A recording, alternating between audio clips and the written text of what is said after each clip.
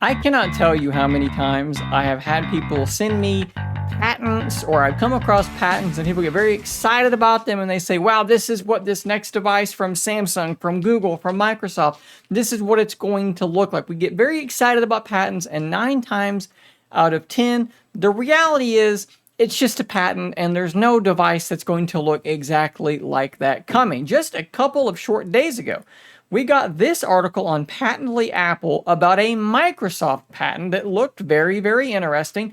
But again, it's just a patent, so I didn't think a whole lot of it. We have seen so many Surface Duo patents that have come down the pipe and they've never really led anywhere. However, this morning, Mr. Zach over at Windows Central has blown the doors off this thing. And he says, yes, this is a patent, and typically we should not pay much attention to these, but in this instance, he's confirmed with his sources, ladies and gentlemen, this is what Surface Duo 3 was going to look like, and we have got to take a look at it. And I'm going to do my best to add my own thoughts to this as much as humanly possible, but what I do need you to do is click that link in the description, go to this article and scroll around on it, look at some advertisements, and give Zach a click, because he's doing the vast majority of this report. And again, I'm going to try to add my thoughts to it as best I can, but you got to go give Zach credit for this because this is really, really cool stuff. So what we have here is apparently exactly what something they were calling internally Project Neon was going to look like. At one point, there was a Surface Duo 3 coming that was dual screen, but that was scrapped, and they were going for a folding OLED display design. Now, a lot of people got very excited when they saw patents for a 360 folding device, but I told you guys a whole bunch of times, and so did Zach, and so did Daniel Rubino, and lots of other people who just had logic bumping around in their brain that was not something that was going to be coming anytime soon. That was something that was going to take a long time to develop, and they weren't going to be shipping anything like that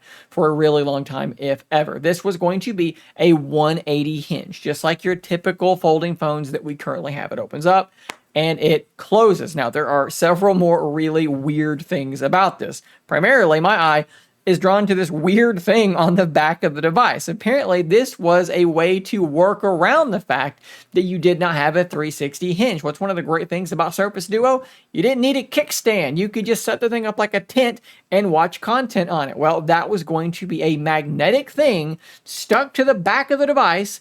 Looks to be about the same thickness as the camera bump, and it would allow you to turn it and set it up magnetically like a kickstand, kind of Surface Pro-esque, but with a new twist left on it. Very odd. One does have to wonder if there were any other magnetic accessories like this kickstand that were planned coming down the pipe. We have a camera array up in the top left-hand corner that looks very reminiscent of the Apple iPhone stovetop, albeit with a big chunk sticking way out to the side. Perhaps there would be a Surface logo or something like that over there. One thing Zach mentions, which is really, really interesting to me, is that apparently it was using under-display cameras for the cover display and for the internal display, because they were both going to have pretty much edge-to-edge displays, and they were going to be totally uninterrupted. That is quite the step to be taking from Microsoft. It looked like they really wanted this device to be very, very premium. One other really strange thing that Zach mentions is that the power button not only acted as power and fingerprint scanner, but also kind of released the hinge mechanism. You may know that on a lot of these folding devices, they can be kind of hard to open up. There's a strong magnet that holds them together, and you have to kind of pry them apart, and it can be a little bit tricky sometimes, in particular if you're like me and you don't use a case. We had actually seen a device, I think it might have been from Huawei, very early on, that had a button you'd press and it would sort of snap the thing open. There was some sort of a hinge mechanism, and when you push it, it'd pop it open about that far, and then you could go the rest of the way. Zach is saying that's how Duo 3 was actually going to work as well. Really, really strange. Now, of course, because this device is going to have a single folding screen, you may be wondering, how would the multitasking have worked? And trust me when I tell you, I wish I could show you. I've actually seen some demos of how this was going to function. Best I can do is sort of describe it to you. And honestly, the best way to visualize it is to just take your Surface Duo and just imagine that the hinge, the gap, is gone. And that's pretty much how this was going to work. You were going to have the ability to open up applications and only take up one half of the screen, or the other. There's going to be a little handle to drag the app to the middle and span it to full screen across both sides. At least last I had heard. Maybe things had changed throughout development, but at one point, that is what they were testing, and it looked really, really interesting to me. So I had long said that the dual screen thing just works better for me, and I'd questioned if it could ever be properly emulated on a single screen. After seeing some of that stuff, my mind kind of changed, and I thought, wow, that might have actually properly emulated dual screens such that I would have multitasked on it just like I was on Surface Duo 1 and 2. Super sad that it's something that most people are never going to get to see. One really important thing to note here, though, is that when you look into this patent number, what you'll see is it was filed March 17th of 2023.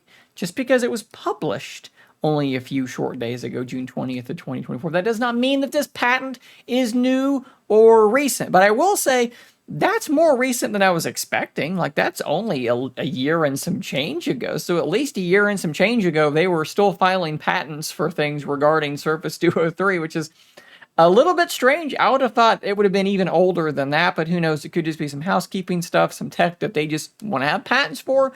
It does not indicate that any current work is ongoing with this device, as it is fairly clear that Microsoft is not really doing a whole lot with the Surface Duo line. No more updates, no more major updates are expected for any of these devices. Duo 1 is done with updates, period.